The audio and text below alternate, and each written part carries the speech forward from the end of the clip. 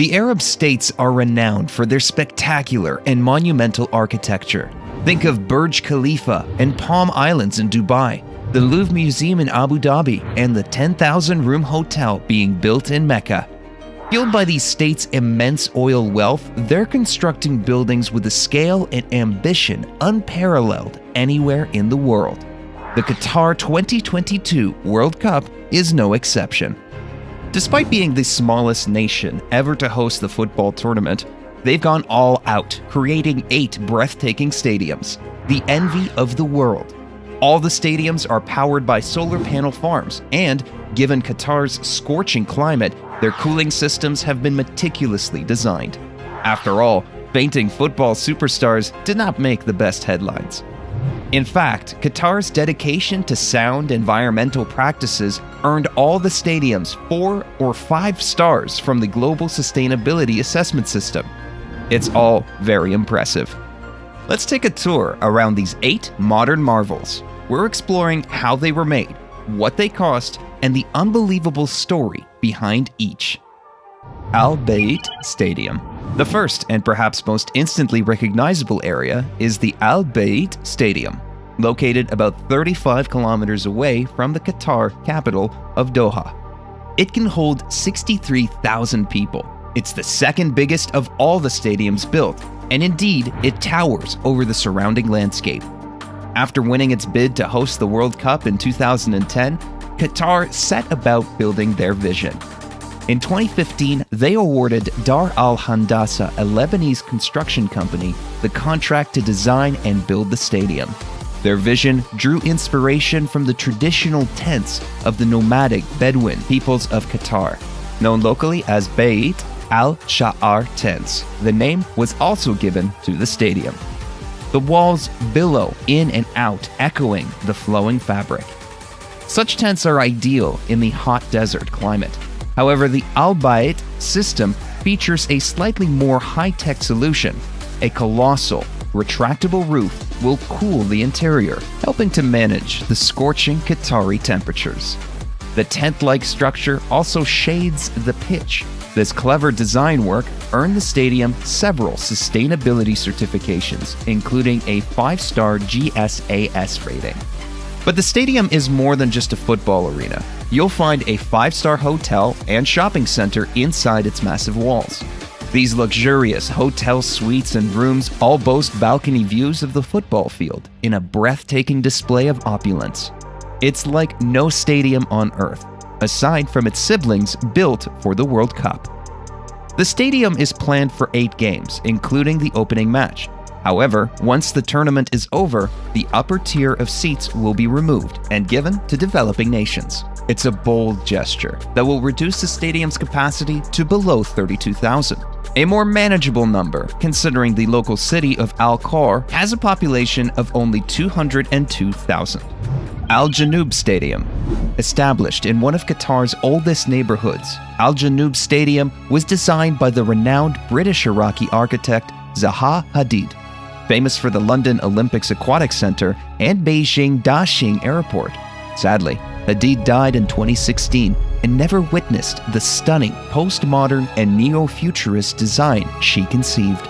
It wasn't merely a futuristic vision, however. The swooping, frilled curves are meant to mirror the sails of traditional dhow boats used by pearl divers to weave through the tumultuous currents of the Persian Gulf. It's not hard to see the similarity. In fact, the curvilinear roof gives spectators the feeling of being on a ship, and the bowed beams holding up the roof also resemble a ship's hull. It's a beautiful nod to the seafaring history of Al Waqra, the city where the stadium is located. It also features a retractable roof and complex cooling system capable of reducing the inner temperature to as low as 18 degrees. Like all major developments, the 40,000-seater stadium was conceived as part of a wider project. As the architects explained, the stadium was designed in conjunction with a new precinct so that it sits at the heart of an urban extension of the city, creating community-based activities in and around the stadium on non-event days. It's a subtle nod to the issue which typically plagues such developments: with the sports complex also featuring swimming pools, spas, a shopping center, and schools, wedding halls, additional sports facilities, and restaurants planned nearby. The $700 million cost may not be in vain. Still, 20,000 seats will be removed after the stadium's 7 World Cup games. Ahmad bin Ali Stadium. The Ahmad bin Ali Stadium, better known as the Al Rayyan Stadium, sits on the site of one of Qatar's former major arenas. In fact, it's almost the same stadium, with 80% of the construction materials being reused or recycled. It's a masterclass of upcycling. Not that you could tell. Designed by Pattern Design, this 40,000-seater stadium features a huge media facade with a membrane that acts as a screen for projections, news, commercials, and tournament information. It's hard to comprehend the scale, or the glimmering spectacle it creates on the horizon, miles away in the desert. With a price tag of $360 million, it's one of the cheaper stadiums built by the Qataris, but no less breathtaking. It is also one of the few planned to be used by a sports team after the tournament ends. The Al Rayyan Sports Club will call the stadium home, albeit with a reduced capacity of 20,000. Al Rayyan is a multi-sport club and one of Qatar's most successful. With titles in basketball, handball, and volleyball, the stadium is sure to get significant use, although it's the football team that receives most of the attention. The stadium will host 7 matches through the 2022 World Cup, opening to the public in December 2020. It's already hosted 4 matches during the FIFA Arab Cup 2021, where it was a wild success. Al Thumama Stadium. Al Thumama Stadium is perhaps the most Arabic in its aesthetic. Named after a native tree, its design is based on the traditional gafia, a woven hat popular amongst Arabic men. It's an unusual design choice for a football stadium. Still, it certainly strikes a bold and elegant image on the Qatari skyline. In fact, so inspiring is the design that it was awarded the MIPIM Architectural Review Future Project Award in the Sports and Stadiums category in France. Located in Al Thumama, a district of Doha, the stadium is just 12 kilometers south of the city center. The glistening stadium is therefore planned to be at the heart of the tournament, featuring 8 games including a quarterfinal. Like other stadiums, it has a capacity of 40,000 people, planned to be reduced to 20,000 following the tournament. It's also part of a wider development project. The $342 million stadium sits in a 50,000 square meter public park, brimming with greenery, not often seen in the arid country. It's a clear statement of Qatar's environmental ambitions. Where the 20,000 seats are removed, a boutique hotel is planned, and a branch of the world-renowned Aspetar Sports Clinic.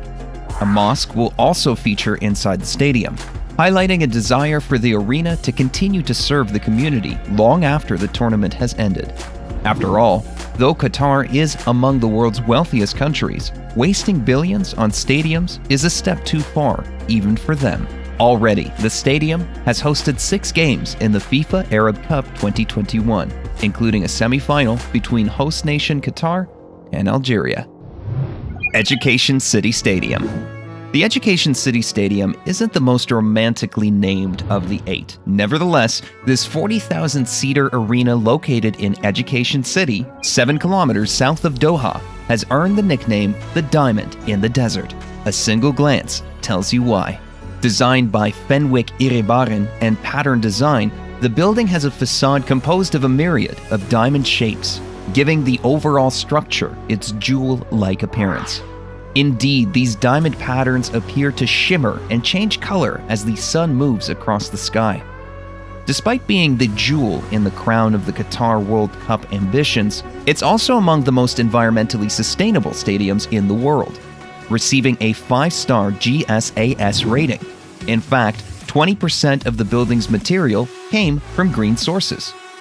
Education City Stadium will be among the most prominent following the World Cup. Built in the heart of Education City, which features satellite campuses of 8 international universities, the stadium will play host to the university athletic teams, retaining 25,000 of its initial 45,000 seats.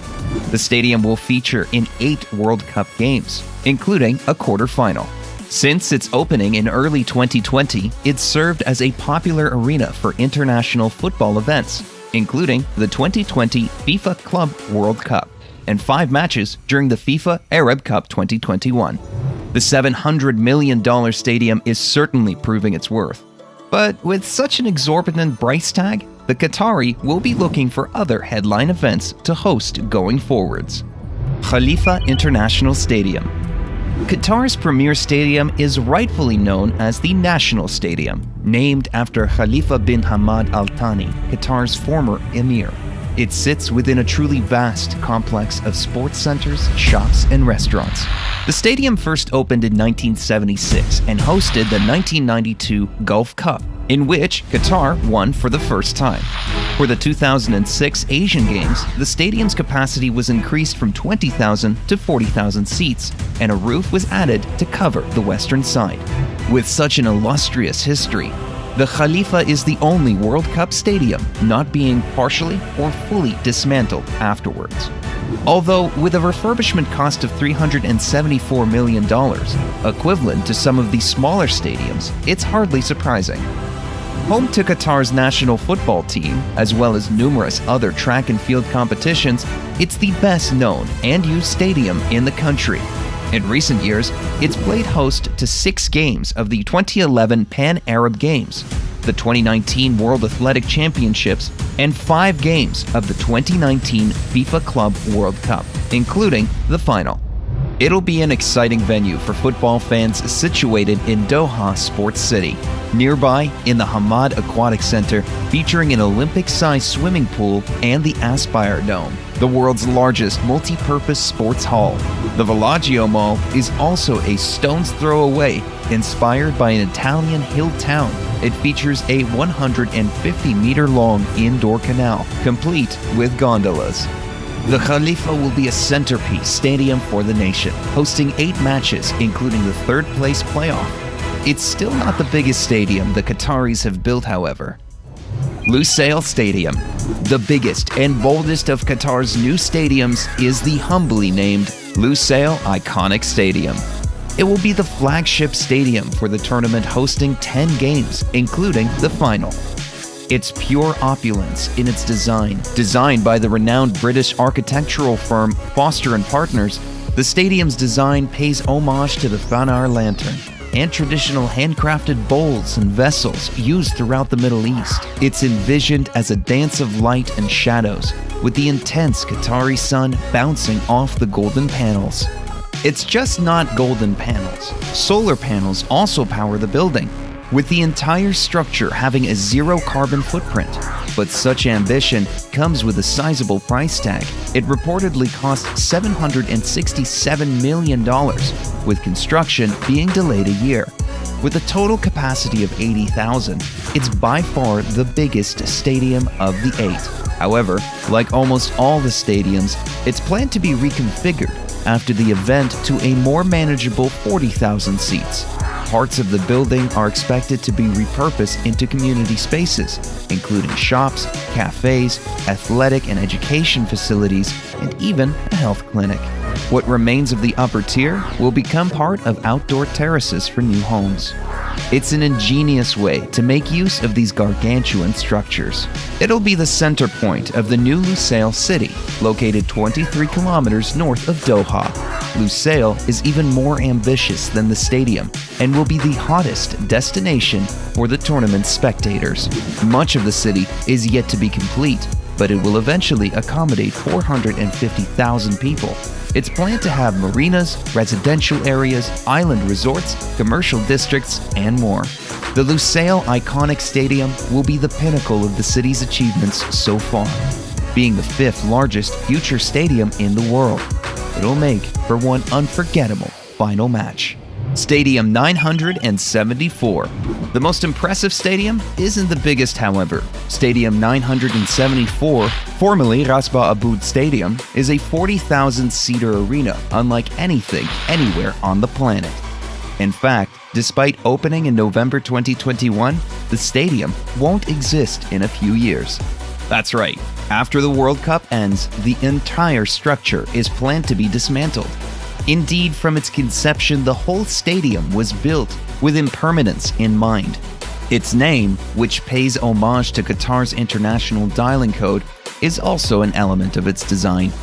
Constructed from 974 recycled shipping containers and modular steel, the extraordinary stadium is a blueprint for future tournament hosts worried about being stuck with an expensive stadium they can't fill. It's the first temporary venue in FIFA World Cup history. Its inventive design uses containers for bathrooms and concessions, as well as the stadium's outer wall. Despite this cobbled-together approach, the waterfront area is uniquely beautiful, maintaining the grandeur of traditional stadiums but with a modern eco-spin. It received a 4-star sustainability rating from the GSAS. Nor are the Qataris wasting their efforts. The stadium was tested on the 2021 FIFA Arab Cup's opening day and is planned to host 7 matches during the 2022 World Cup, up to the last 16. It's unknown exactly how much the temporary structure cost to build, though the site will become a waterfront development after being deconstructed. The shipping containers, modular steel, and seats will be provided as assistance to underdeveloped countries worldwide. You bet it won't be the last temporary stadium to feature in a World Cup, but it will be the benchmark by which all others are measured. But what do you think? Has Qatar exceeded expectation by producing the greatest football stadiums in the world? Or are they yet more monumental structures that will fail to live up to the hype? After all, stadiums of World Cups past are often doomed to financial problems, remaining empty for years. And what do you think of the temporary stadium? Is this an ingenious solution to the problem? Let us know in the comments below. If you enjoyed this video, make sure to watch our other video on the top 5 mega projects in Dubai. Thanks for watching. We'll see you next time.